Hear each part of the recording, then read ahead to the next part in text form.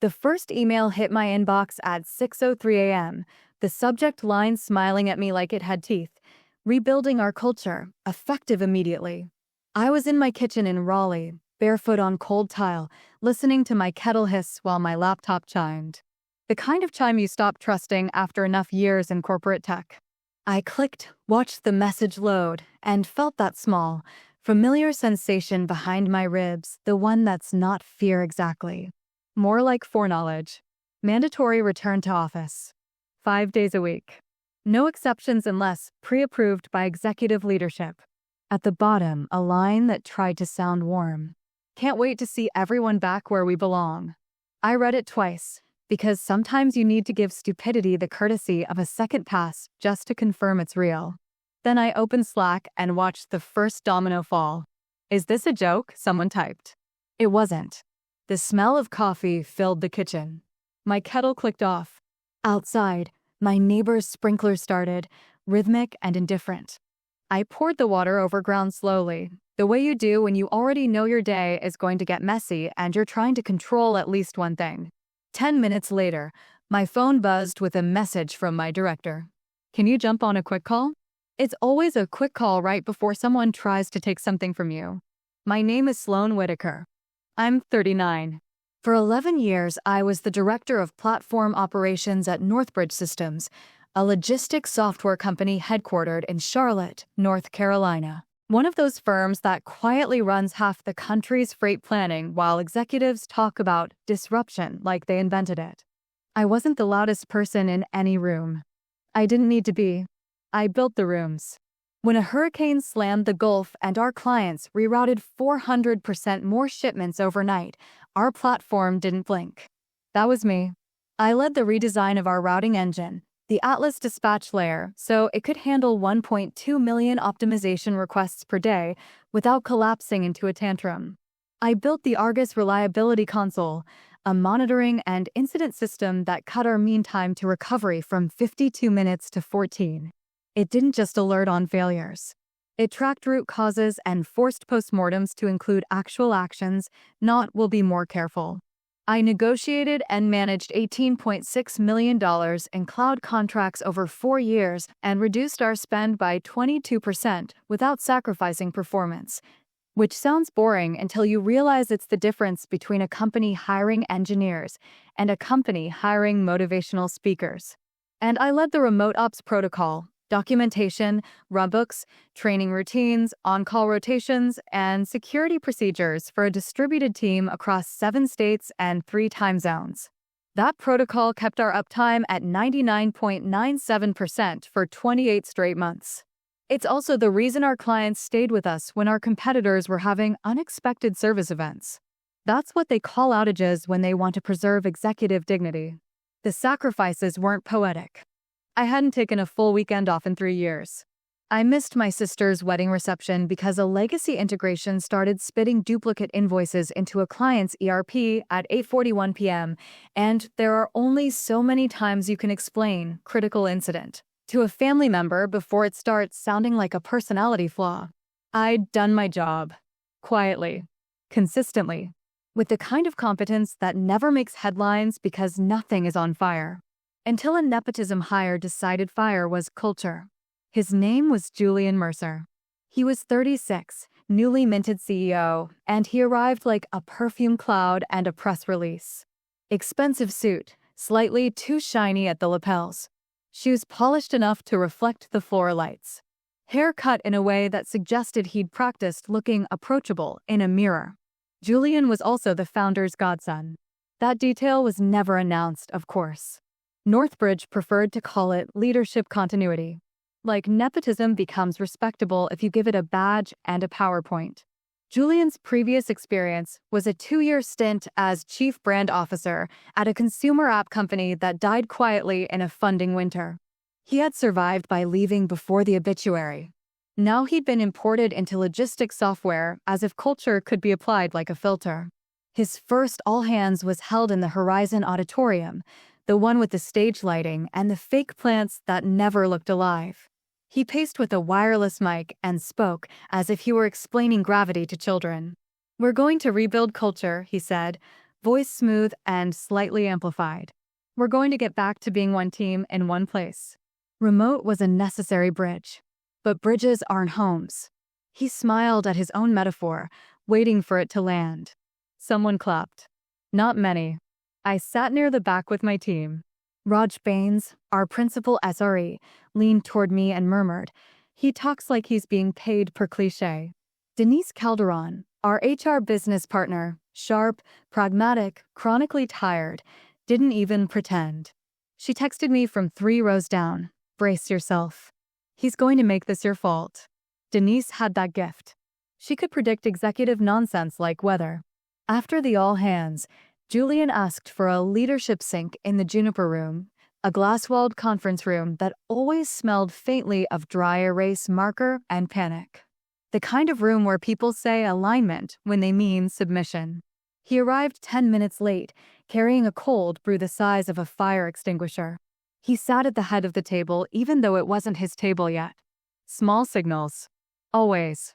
"Sloan," he began, smiling warmly, "I've heard you've done amazing work keeping the lights on." Keeping the lights on. That's what they call it when you've built the electrical grid. "Thank you," I said. He nodded, as if awarding me the compliment like a bonus. "But we need to optimize our people synergy. Remote it's fractured. We've got to centralize the vibes." Centralize the vibes. I looked down at my notebook to keep my face neutral. I wrote the phrase anyway. Documentation isn't just for systems. Julian continued, effective in 2 weeks, everyone is back in office. 5 days. No hybrid. We need to rebuild the culture through proximity. I waited for someone to mention productivity metrics, retention risk, commute realities, the fact that half our senior engineers had moved out of Charlotte after 2 years of remote approval. No one did. Because everyone already knew this wasn't about culture. It was about control. I asked the only question that mattered. "Have you reviewed our performance data for the last 24 months?" Julian's smile stayed in place, but his eyes flickered. "I've reviewed the macro." "The macro," I repeated. "Yes," he said. "And culturally, I can feel we're disintegrating." Disintegrating. Interesting choice of word for a company that had delivered 18 consecutive on-time releases, had its highest customer satisfaction score in 5 years, and whose incident volume had dropped 31% under the remote ops protocol. Denise spoke up from the far end of the table, voice careful. "Julian, we should consider a phased approach. Some employees relocated out of state under written remote agreements." Julian waved a hand, dismissive. "We'll handle exceptions case by case. I want to avoid loopholes. Loopholes are how culture dies." Raj leaned toward me again. "He thinks culture is a prison," he whispered. Julian turned to me. "Sloan, you'll help communicate this. You're trusted. People listen to you." That was the first time he'd acknowledged my influence out loud. And I understood immediately what he meant. "You're trusted. So you can absorb the blame." I met his gaze. Calm. Steady. "Understood." He smiled, relieved, like he'd just moved a piece on a board. Then he added, casually, "And just so we're clear, this isn't optional. If people can't align with a new direction, we'll need to reevaluate fit." Reevaluate fit. The corporate version of "I'm threatened and I'd like you to disappear." The room went very quiet. Even the air conditioner seemed to slow down. After the meeting, Denise caught me in the hallway by the coffee machine. The fluorescent lights made everyone look slightly sick, which felt appropriate. "You heard the subtext, right?" she said. "I heard all of it," I replied. She lowered her voice. "He's trying to force out the remote seniors. He wants new people. People who owe him. People who won't correct him in meetings. People who won't remember what he said," I murmured. Denise nodded. "Exactly. And he wants you to deliver the message so when the resignations start, he can say you didn't manage your team." I took a slow breath. My hands were steady. My voice was too. "Then I won't deliver it," I said. Denise blinked. "What?" "I'll forward it," I clarified. "I won't sell it." Her mouth twitched into something like approval. "Good." That afternoon, Julian scheduled a 1:1 with me in Halcyon, another small conference room tucked near legal with frosted glass and a soundproof door. It always felt like the room was holding its breath. When I walked in, he was already seated, laptop open, one leg crossed like he'd seen someone do it in a movie. "Sloan," he said brightly, "I wanted to check in. I know change can be emotional." "I'm not emotional," I said. He laughed like I'd made a joke. "Right. You're very operational." Operational. Another word that sounds like praise until you hear how it's used. Julian leaned forward. "Look, I'm building a high-performance culture. Some people won't make the cut. That's okay.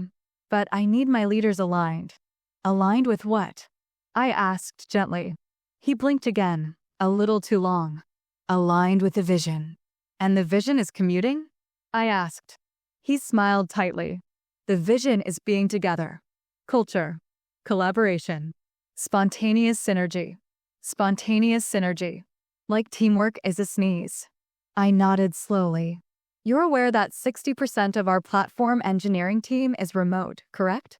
He waved his hand. "We'll backfill." "With whom?" I asked. "Talent is everywhere," he said, misquoting a LinkedIn post he'd probably written himself. "And you're planning to hire them into Charlotte in 2 weeks?" I asked. He shrugged, confident. "We'll accelerate. We'll optimize the hiring funnel." He said funnel like it was a technical system. I watched him, and the strange thing was I almost felt sorry for him. Almost. Not because he was about to learn something painful, but because he genuinely believed language could substitute for logistics. Julian's expression sharpened. "I've also been reviewing org structure, and I think we may need to streamline. Too many layers. Too many gatekeepers." Gatekeepers. I sat back slightly. "Are you referring to me?"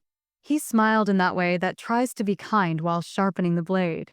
"I'm referring to anyone who slows down transformation." "Transformation into what?" I asked. He laughed again, but this time it sounded thin. "You really do love details." "Yes," I said. "They're how reality works." Julian's eyes narrowed just a fraction. "Sloan, you're valuable. But don't confuse being valuable with being indispensable." It was delivered softly, almost gently, like a threat wrapped in mentorship. I nodded once. Understood. No anger. No pleading. Just quiet acknowledgement. He relaxed, thinking he'd won. That evening, I sat at my desk at home and opened a spreadsheet. Not because I love spreadsheets, although I respect them more than most executives. Because I wanted clarity. I listed names, roles, locations, contract terms, critical systems knowledge, on-call rotations, client relationships, the parts of the machine people didn't see. Then I opened our remote ops protocol documentation and confirmed something I'd known but never needed to use. Our entire distributed team had been hired under employment terms that permitted remote work as a primary arrangement, documented in offer letters and HR records. It wasn't a loophole. It was a contract. And contracts are the only thing certain people take seriously when the vibes stop working. Raj messaged me at 9:12 p.m. "People are freaking out. Julian told the org we're returning to excellence by coming back." I replied, "Excellence doesn't have a zip code." A minute later, "What are we doing?" I stared at the screen for a moment, then typed the only honest answer. "We're going to be adults." The next morning, I called a meeting. Not an official one. Nothing on calendars. Just a quiet Zoom with the people who mattered, our senior engineers, our incident commanders, our security lead, our release manager. 7 faces. 7 tired professionals who'd built Northbridge's reliability with their brains and their sleep. I didn't dramatize. I didn't hype. I just told them what I'd heard, what it meant, and what the company was risking. "This mandate isn't about culture," I said. "It's a sorting mechanism." He wants people who comply quickly and don't ask for specifics. Mina Ortega, our security lead, spoke first. She had a soft voice and a ruthless mind. "If they force me back, I'm done," she said. "I moved to Asheville because they approved remote. My husband's job is here. My life is here." Ethan Kim, our release manager, exhaled slowly. "Same. I'm in Atlanta now. I'm not uprooting my kids because Julian needs to feel important." Raj looked at me. "What's the play?" "The play." A phrase that always makes me smile a little. Because executives think strategy is something you announce. It's not. It's something you build quietly while they're busy giving speeches. We don't argue, I said. We don't beg. We don't write long emails explaining reality to someone committed to not understanding it. I paused, letting the silence settle. We resign, I continued. But we do it intelligently. Mina tilted her head. Collectively? Yes, I said. 2 weeks' notice. All of us. But staggered. No overlap in key roles. No single day where they can swap us out. No clean backfill window. Raj's eyebrows lifted. That's coordinated. It's scheduling, I said. A thing Julian believes can solve physics. Ethan frowned slightly. Is that legal? We're giving notice, I said. We're honoring our contracts. We're not sabotaging anything. We're simply refusing to be coerced. Mina's expression sharpened. And we don't tell them we're coordinating. No, I said. We let them believe it's individual choices. Because that's what they'll tell themselves anyway. I felt something settle in my chest then. Not revenge. Not anger. Relief. Because for the first time in years, I was using my skills to protect people instead of protecting executives from the consequences of their own decisions. I sent one message afterward, brief and precise, to the group. Get your offer letters. Confirm your remote terms. Keep screenshots. Document everything. If anyone feels pressured, loop Denise. She's not the enemy. Denise texted me 30 minutes later, as if she'd sensed the shift in the air. What are you doing? She wrote. I answered honestly. Preparing. She replied, good. He's already blaming you for remote resistance. Of course he was. The betrayal arrived exactly on schedule. 2 days after the mandate email, Julian announced a leadership restructure in the same Horizon auditorium under the same flattering stage lights. The room was packed. People stood along the walls, pretending this was normal. Julian walked up with that practiced smile and said, we're moving fast. And that means making sure we have the right leaders in the right seats. Then he said my name. Sloan Whitaker will be transitioning out of her role as Director of Platform Operations. The word transitioning hung in the air like a bad smell. I watched heads turn toward me. I watched Raja's jaw clench. I watched Mina's eyes narrow. I watched Denise's face go very still. Julian continued, we're bringing in new leadership aligned with our culture reset. Sloan's contributions have been meaningful, but we're evolving. Evolving. Another word that tries to sound natural when it's actually a decision. He gestured toward the stage entrance, and a man in a blazer that didn't fit stepped out. Kyle Mercer, 29, Julian's younger cousin. I knew the name because HR had quietly circulated it the week before under the title Senior Culture Operations Lead. Kyle waved like he'd just been crowned. Julian beamed. Kyle will oversee platform operations going forward. He has an incredible background in people-first transformation. Kyle's background, as far as I could tell, included 2 years running a co-working space and a podcast about mindful leadership. He took the mic and said, so pumped to synergize the ops bandwidth and really streamline the reliability metrics. Reliability metrics. Raj whispered, low and venomous, he thinks uptime is a feeling. Julian looked down at me from the stage. Sloan, would you like to say a few words? A trap. Public humiliation disguised as generosity. I stood anyway, calmly. My heart was steady. My voice would be too. I walked up the aisle feeling the carpet under my shoes, the soft give of it, like the building itself was trying to absorb what was happening. I took the mic and looked at Julian. No, I said. One word. Clean. Final. A ripple went through the room, tiny sounds, shifting feet, someone inhaling sharply. Julian's smile faltered for half a second. He recovered quickly, of course. He was trained for optics. Well, he laughed, always concise. That's Sloan. I handed the mic back. I walked out without rushing.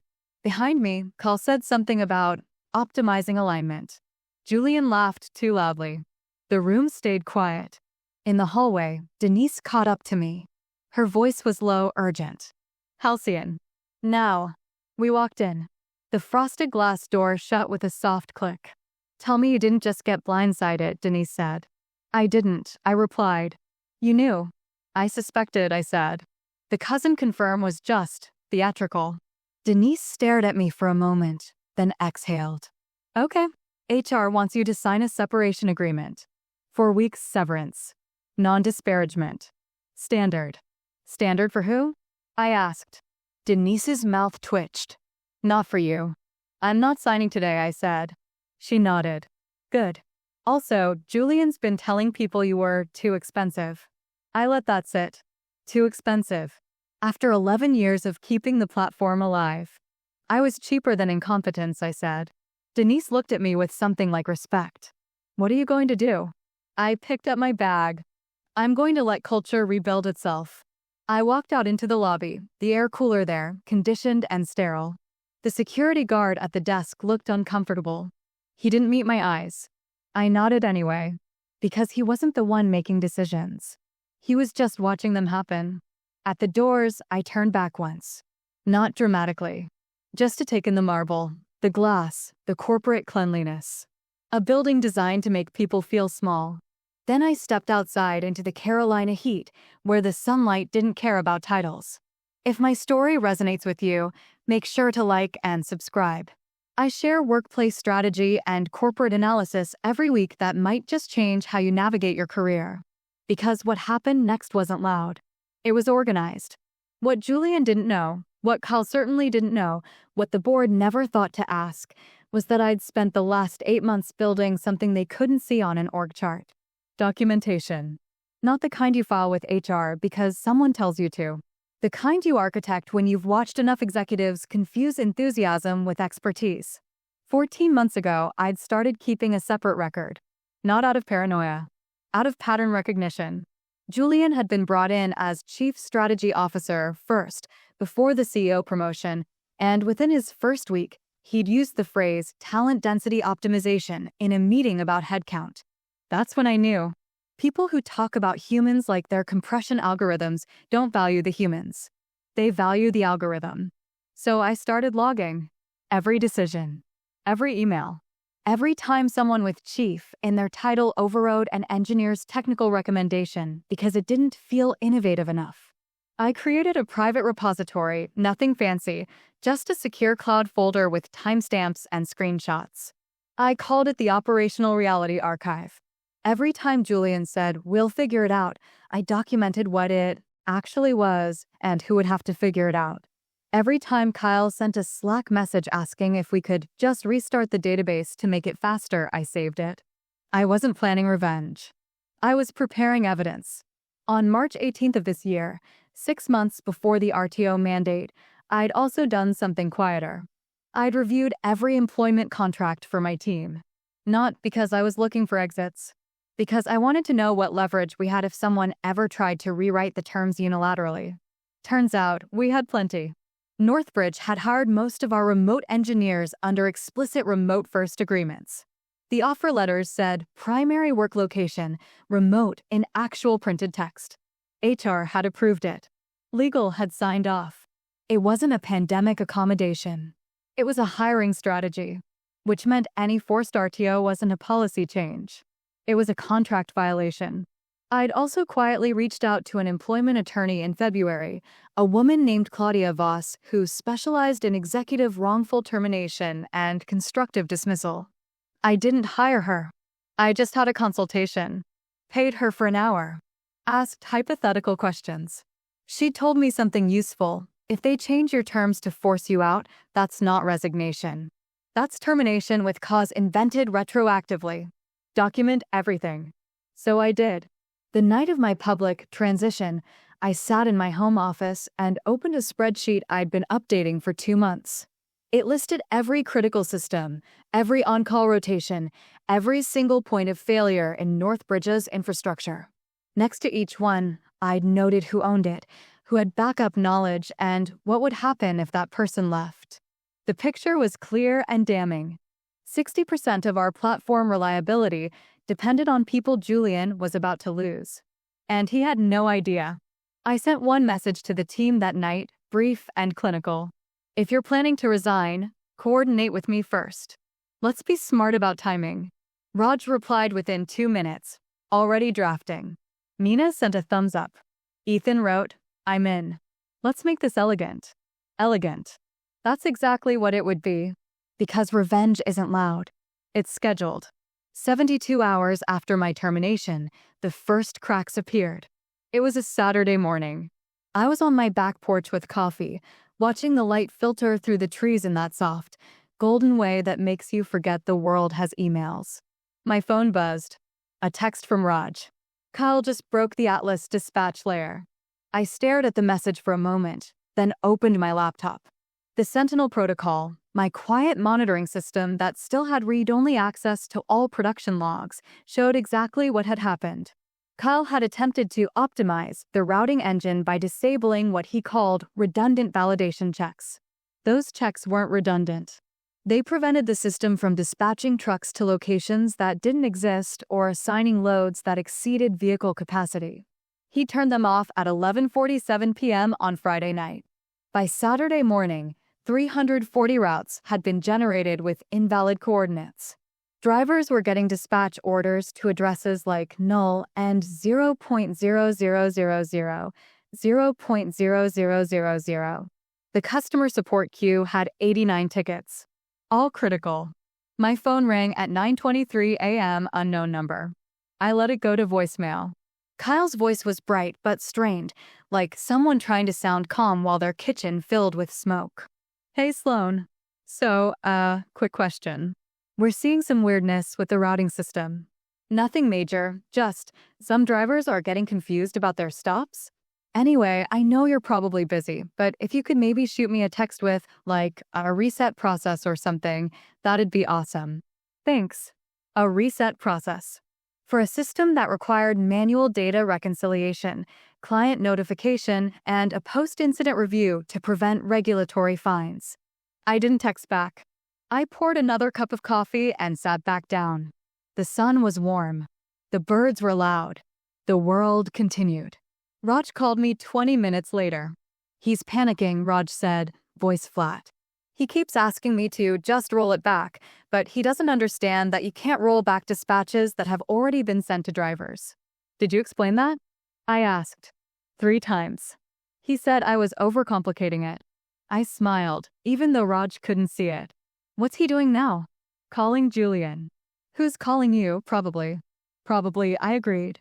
Julian called at 10:04 a.m. I answered this time. Sloan. His voice was tight, controlled, but I could hear the edge underneath. We're having a small technical issue. Kyle's handling it, but he could use some guidance. Just a quick consult. I'm not an employee, I said, calm and factual. I know. But you built these systems. You know them better than anyone. I did, I said. And I documented them. Extensively. The roadbooks are in the Confluence wiki under Platform Operations/Incident Response. Silence. Then, Kyle says he can't find them. They're searchable, I said. Sloan. Julian's voice shifted, trying warmth. Look, I know we didn't handle your exit perfectly, but this is about the customers. Can you just walk him through it? 30 minutes. I'll pay you. My consulting rate is $400 an hour with a 4-hour minimum, I said. And I'll need a signed contract before I start. More silence. That's excessive. That's my rate, I said. You're welcome to find someone else. He hung up. Mina texted me an hour later. Kyle just asked me if the database has an undo button. I replied, what did you say? I said no. He told me I was being resistant to solutions. I laughed out loud, alone on my porch. The kind of laugh that feels like relief. By the end of the week, the situation had metastasized. The routing failures had cascaded into client complaints. 3 of Northbridge's largest customers, logistics companies who relied on our platform to manage their entire fleet operations, had filed formal service degradation notices. One of them was Garrison Freight, a $4.2 million annual contract. Their COO sent an email to Julian that somehow got forwarded to half the company. We've experienced 11 dispatch failures in 72 hours. This is unacceptable. If service is not restored to contractual SLA by Monday, we will invoke the performance penalty clause. That clause was worth $75,000 per day of noncompliance. Julian called me on Thursday afternoon. His voice had lost the smooth confidence. Now it was frayed urgent. Sloan, we need you back. Contractor, consultant, whatever you want. Name your terms. I already did, I said. We'll do $400 an hour. Fine. But we need you today. I'm booked, I said. It wasn't true. I was sitting in my kitchen, reorganizing my spice cabinet. But he didn't need to know that. Booked? His voice cracked slightly. Sloan, this is serious. We're losing clients. I'm aware, I said. Then help us. I paused, letting the silence stretch. Not for drama. Just to let him hear what he was asking. Julian, I said, voice calm and even, you fired me in front of 200 people and replaced me with your cousin who thinks uptime is a vibe. You told the company I was too expensive. Now you want me to fix the damage he caused, for a fraction of what you should have paid me to prevent it. That's not. I'm not interested, I said. Good luck. I hung up. Denise called me 10 minutes later, voice low and urgent. He's spiraling. He just yelled at Kyle in the hallway. Actual yelling. People are recording it. Good, I said. Sloan, what's the play here? I looked out the window. The afternoon light was soft, golden, indifferent. The play, I said, is letting reality teach the lesson I couldn't. By Monday, the board had been notified. Garrison Freight had formally invoked the penalty clause. 2 other clients had requested emergency meetings to discuss platform stability. Kyle sent me an email at 6:47 p.m. The subject line was just, please. The body read, Sloan, I know I'm not you. I know I don't have your experience. But I'm trying. Can you please just help me understand what I broke? I don't want to lose my job. It was the first honest thing he'd written. I didn't reply. Not because I wanted him to suffer, but because helping him would only delay the inevitable. Julian hadn't hired him to succeed. He'd hired him to comply. And compliance doesn't fix systems. Competence does. 2 weeks in, the resignation started. Mina submitted hers first on a Monday morning. 2 weeks' notice. Professional. Clean. Her resignation email was one sentence. Effective 2 weeks from today, I am resigning from my position as security lead. No explanation. No drama. Just a date. Julian called her within an hour. She didn't answer. He emailed, Can we talk about this? She replied, No. Ethan submitted his on Tuesday. Same format. Same brevity. Raj submitted his on Wednesday. By Thursday, Julian had realized what was happening. He called me at 8:14 a.m. His voice was raw, stripped of all pretense. You're coordinating this. I'm not, I said. It was technically true. I wasn't forcing anyone. I was just scheduling. Sloan, please. I'll bring you back. Full title. Full salary. More than before. Just stop this. Stop what? I asked. You know what? I let the silence sit for a moment. Then I said, very calmly, Julian, these are individual employment decisions made by professionals who don't want to commute to an office for a leader who doesn't respect their work. I'm not involved. Bullshit, he hissed. I smiled. He couldn't see it, but I think he heard it. If you'd like to make me an offer, I said, send it in writing. Include the title, the salary, the equity, and a formal apology for the public termination. I'll have my attorney review it. Your attorney? Yes, I said. I retained one in February. He was quiet for a long moment. Then he hung up. Denise texted me that afternoon. For more people just submitted notice. All remote. All senior. Julian's in his office with the door closed. I think he's crying. I replied, How's Kyle? Gone. Julian fired him this morning. I stared at that message for a moment. Then I typed, That was fast. Desperation, Denise wrote. He's trying to stop the bleeding by cutting off his own arm. The board called an emergency meeting for Friday. I wasn't there, obviously. But Denise was. She texted me updates in real time.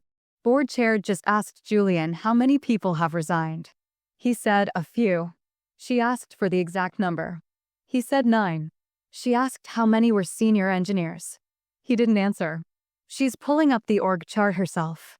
Oh my God. She just said, You've lost 60% of platform engineering in 2 weeks. Julian's trying to explain the RTO mandate. She's not listening. She just asked if he consulted anyone before implementing it. He said it was a leadership decision. She said it was a catastrophic one. I sat back in my chair, reading the messages as they came in, feeling something settle in my chest that wasn't quite satisfaction. It was more like completion, like watching an equation solve itself. Denise's final message came at 4:32 p.m. They just asked for his resignation. Effective immediately. I stared at that text for a long time. Then I typed, and he's packing his office. Before I tell you what happened next, you might be wondering if I felt guilty. If I lay awake thinking about the chaos, the lost contracts, the people caught in the middle. That's exactly the kind of moral complexity I'll unpack in next week's video, so make sure you're subscribed. Because the truth is more complicated than revenge and more satisfying than you'd think. 3 weeks in, the company didn't just have a staffing problem. It had a reality problem. Northbridge's executives had always treated operations like plumbing. You only notice it when something smells. Julian had removed half the pipes and then held an all-hands about water pressure mindset. That Monday, 3 things happened before lunch. First, Atlas Dispatch started issuing duplicate load assignments again. 2 drivers routed to the same pickup, one of them arriving to an empty dock and a warehouse manager who didn't care about our culture reset.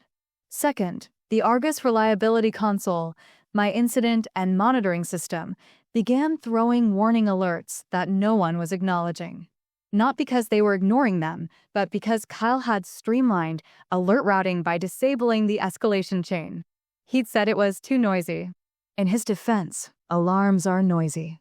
Third, a client I'd personally onboarded 2 years earlier, Stonewall Carriers, filed a formal notice of breach. Their contract was $2.8 million annually, and their counsel wrote the kind of email you can hear through the screen. Material failure to meet SLA for 9 consecutive business days. Immediate remediation required or termination will proceed. Raj texted me a screenshot from Slack.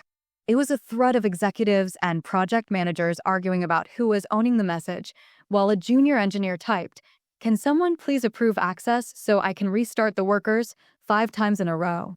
Underneath, Kyle replied, "Let's not restart things impulsively. We should be intentional about uptime energy." Uptime energy.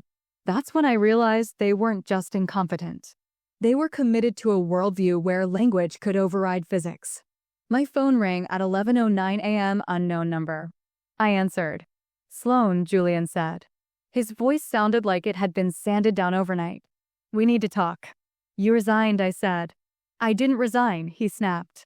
Then, catching himself, softer. "The board asked for my resignation. I'm negotiating the terms. But that doesn't matter right now. The company is in trouble." "It was in trouble when you made commuting a condition of employment," I said. He exhaled sharply. I could hear paper shuffling. A printer in the background. The sound of a man trying to turn panic into process. "Sloan, you coordinated a mass resignation. That's actionable. Is it?" I asked. "Yes. We have damages. Client losses. Operational disruption. You can't just." "You can," I said, "if you resign." Silence. Then he tried a different angle, a voice he'd probably practiced in front of a mirror. "Let's not do this emotionally. We can resolve this professionally. The company is prepared to pursue legal action, but I'd rather we align." Align. There it was again. The word he used when he wanted reality to stop resisting. I leaned back in my chair. I was at home, in a sweatshirt, watching a bird hop along my fence like it had nothing to prove to anyone. "Julian," I said, "before you threaten me, you should know something." "What?" He sounded irritated, like he'd expected fear and gotten boredom. On March 18th, I reviewed the remote work terms for our team. Most of them have primary work location, remote, in their offer letters. HR signed those. Legal signed those. His breath caught, barely audible. So your RTO mandate is a unilateral change to contracted terms. That's constructive dismissal for anyone you force out. It also means your attempt to replace me with Kyle, your cousin, while declaring my role transitioned is not clean. "Stop," he said, voice tight. "You're not a lawyer." "No," I agreed. "That's why I paid one." He went silent. Then, quieter, you retained counsel? In February, I said. Before your mandate. Before my termination. Before your cousin discovered uptime energy. He made a sound in his throat. Anger, embarrassment, disbelief, some blend executives aren't trained to handle. You're trying to destroy Northbridge, he said. I let that hang there for a moment because it was so inaccurate it almost deserved pity. I'm not doing anything, I said. Your policies are. Your hires are. Your decisions are. I'm just not catching you anymore. There was a pause. Then a shift. The threat voice disappeared, replaced by something smaller. Sloan, we've lost $1.1 million in penalties, he said, as if naming it made it less true. Garrison invoked the clause, $75,000 a day for 14 days. That's $1,050,000. Plus credits we issued. Stonewall is leaving. That's $2.8 million. We can't. He stopped himself. I could hear him swallow. I need you, he said, and the sentence sounded unfamiliar in his mouth. I didn't gloat. I didn't even smile. I just told him the truth. You don't need me, I said. You need competent leadership. You had it. You fired it on stage. He hung up. Denise called an hour later. Her voice was clipped, tight in the way it got when she was holding back a sigh that could crack glass. Okay, she said. We're at DEF CON whatever. Facilities is freaking out because they leased additional office space to accommodate RTO. It's sitting empty. Finance is freaking out because they committed to non-refundable lease deposits. How much? I asked. $620,000, she said. And Julian signed it without procurement review. Of course he did. Spending money always felt easier than respecting people. And the clients? I asked. Stonewall is gone, she said. They're transferring to Vantage Route. That's $2.8 million annually. Garrison's penalty clock is still running. That's $75,000 a day until they prove stability. And the Department of Transportation is asking questions. That last part made me sit up a fraction. Yeah, because one of the misrouted loads was hazmat, Denise said, voice flat. A driver got dispatched to the wrong facility, wrong paperwork. Nobody got hurt, but the client filed a report. That wasn't just a customer complaint. That was a regulatory hook. My phone buzzed with a text from Mina. FYI, security access logs show Kyle tried to grant admin rights to a contractor from a personal Gmail address. I flagged it before I left. Save the screenshot? I typed. Of course, she replied. Quiet people always do. By Wednesday, Northbridge had accumulated $4,470,000 in direct financial damage from penalties, credits, and immediate contract terminations. Denise sent me the numbers in a spreadsheet because she loved me in the only way she knew how, with evidence.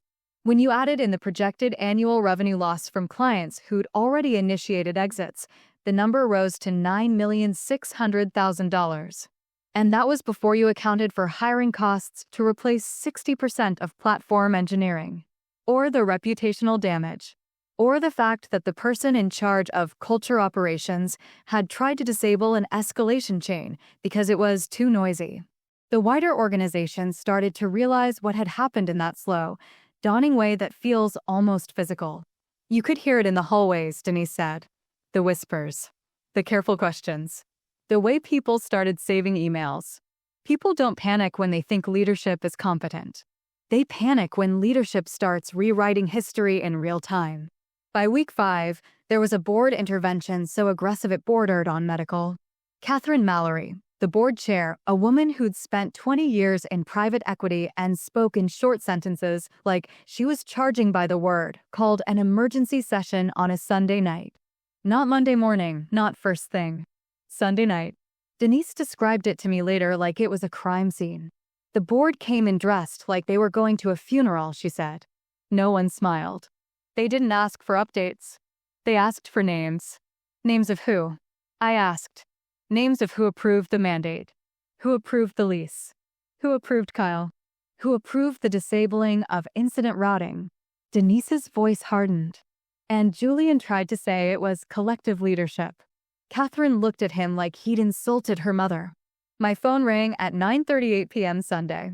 A number I recognized now. Catherine Mallory. I answered. Miss Mallory. Sloan, she said. I understand your termination was mishandled. That's one word for it, I said. She didn't laugh. Catherine didn't do humor. She did outcome. I'm calling because we're in a state of emergency, she continued. Northbridge has lost 60% of its platform engineering team, incurred $4.47 million in direct penalties and credits, and is facing a DOT inquiry due to a hazmat dispatch incident. We need stability restored immediately.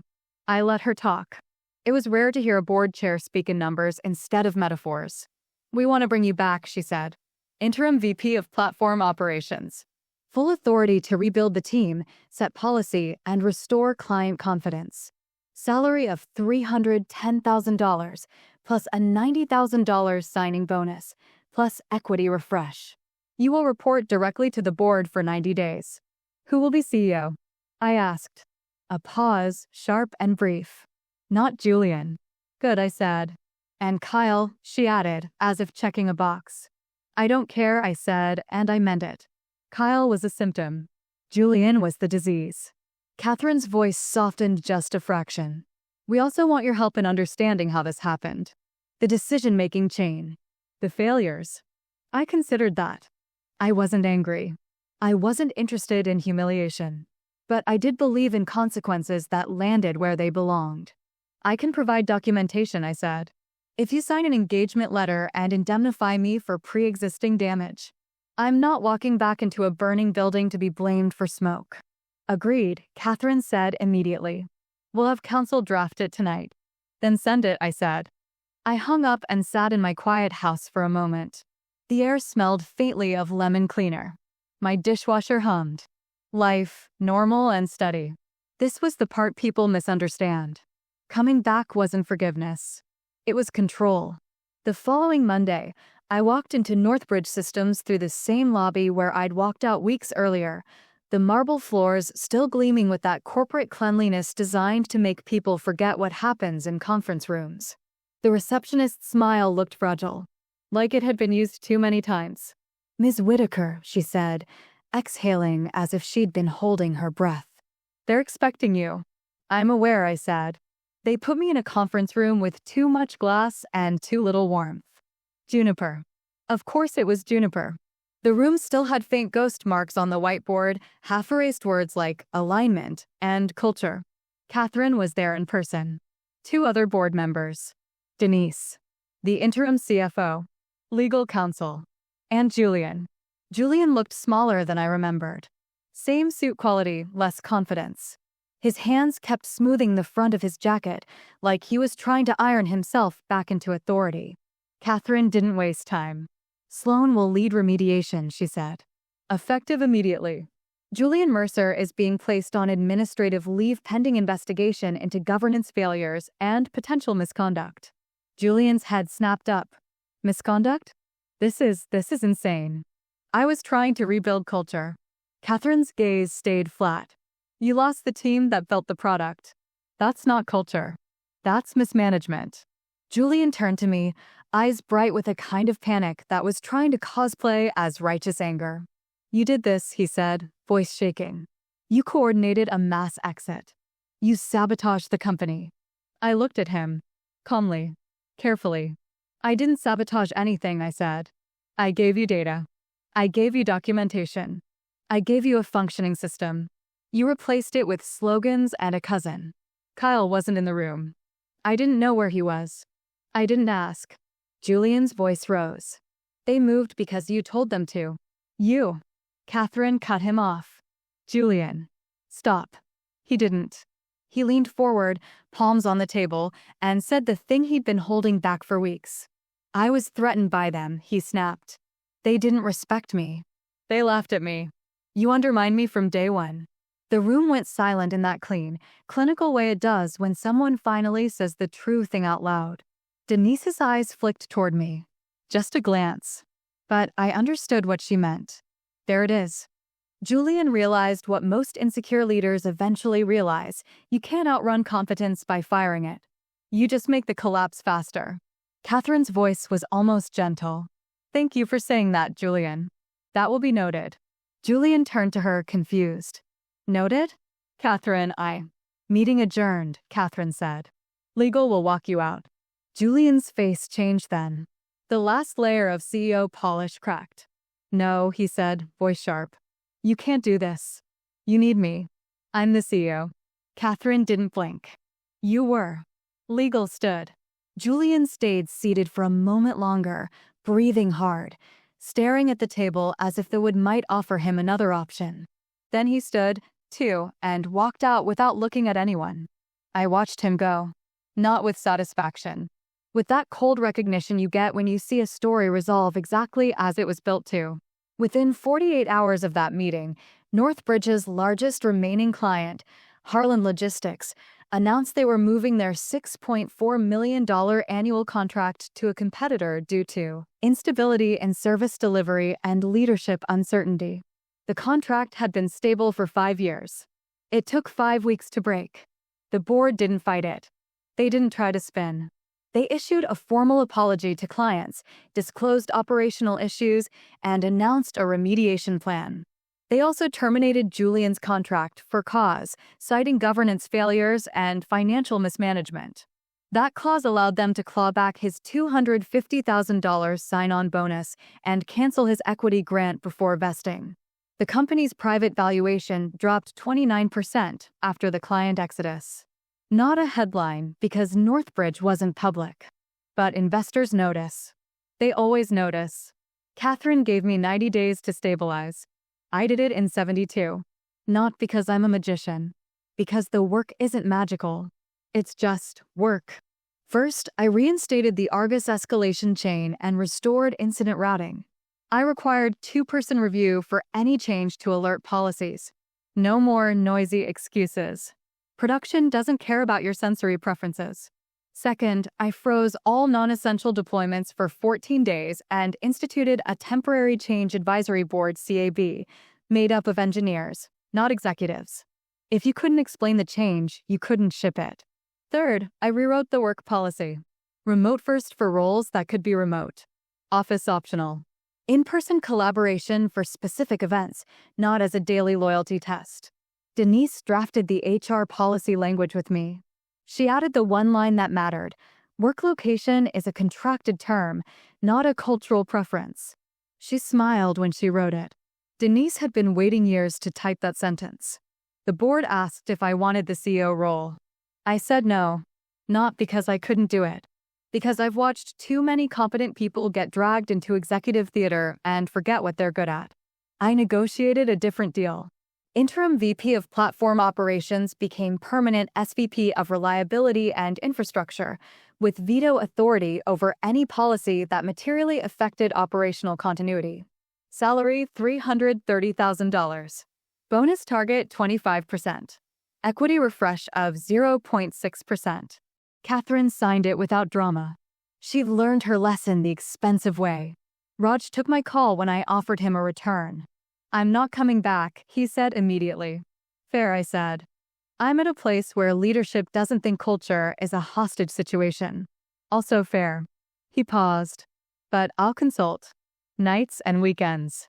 For a rate that makes the pain worth it. I smiled. Name it. $275 an hour, he said. Done, I replied.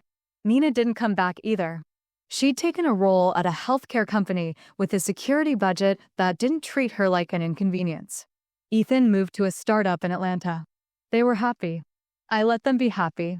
The truth is, winning doesn't always mean getting everyone back. Sometimes it means not needing to. Denise, however, stayed. Catherine promoted her to VP of People Operations within 3 months because someone had to fix the human side of the damage. Denise did it the only way she knew: policies, clarity, and a total refusal to participate in executive fantasy. Call tried to email me once. Subject: would love to connect. Body: hey Sloan, hope you're well. I've been reflecting on my growth journey and would love to get your mentorship on operational leadership. Mentorship. Interesting word choice from someone who tried to manage incidents with uptime energy. I didn't reply. Not out of cruelty. Out of boundaries. 6 months later, my life looks quiet. And I mean that as the highest compliment. I work from home 3 days a week. I go into the office when there's a reason, not because someone needs to see my body in a chair to believe I exist. I take my weekends. I attend family events. I leave my phone in another room sometimes and nothing catches fire. Northbridge's uptime is back to 99.96%. Our SLA penalties went from $1,050,000 in a single quarter to $0. Our client churn stabilized. We didn't win Harlan Logistics back, but we signed 2 mid-market clients worth $3.1 million combined because we could finally say, honestly, that we were stable again. The DOT inquiry concluded with a warning and a required corrective action plan. No fines. No public incident. We delivered the plan in 21 days. That's what happens when you stop treating regulations like suggestions. Julian, last I heard, was advising founders and posting about resilience on LinkedIn. His posts get a lot of likes from people who have never watched him try to solve a staffing crisis by demanding people commute. He will be fine. People like Julian always land somewhere. They just don't tend to land somewhere stable. The board implemented a governance rule I helped draft. Any policy that materially changes employment terms requires board review and a written impact assessment from operations, legal, and HR. No more impulsive mandates. No more culture as a weapon. No more executives testing their power on other people's lives. I also requested something small, personal, and non-negotiable. The Horizon Auditorium would no longer be used for public restructures. If leadership had a difficult conversation, they would do it privately, with dignity, like adults. No more theater. Catherine agreed immediately. She'd finally realized that humiliation isn't leadership. It's insecurity with a microphone. 3 years from now, I'll probably be somewhere else. Not because I'm running. Because I'm building. I always have. But I'll take the lesson with me, the one that cost Northbridge $9,600,000 in projected revenue loss and a 29% valuation drop to learn. Culture isn't a building. It's trust. You can't mandate trust. You can't lease it. You can't force it by threatening people's livelihoods. And if you try, the people who actually hold your company together will simply leave. Quietly. Professionally. On a schedule. If you've ever felt disposable in a job where you were essential, I hope this shows that standing your ground works. I share workplace strategies and corporate analysis every week that help you navigate professional betrayal with clarity instead of panic. Like and subscribe if you found value here. Remember, if leadership needs your commute to feel powerful, they're telling you exactly what they think you're worth, and it's your job to decide if you agree.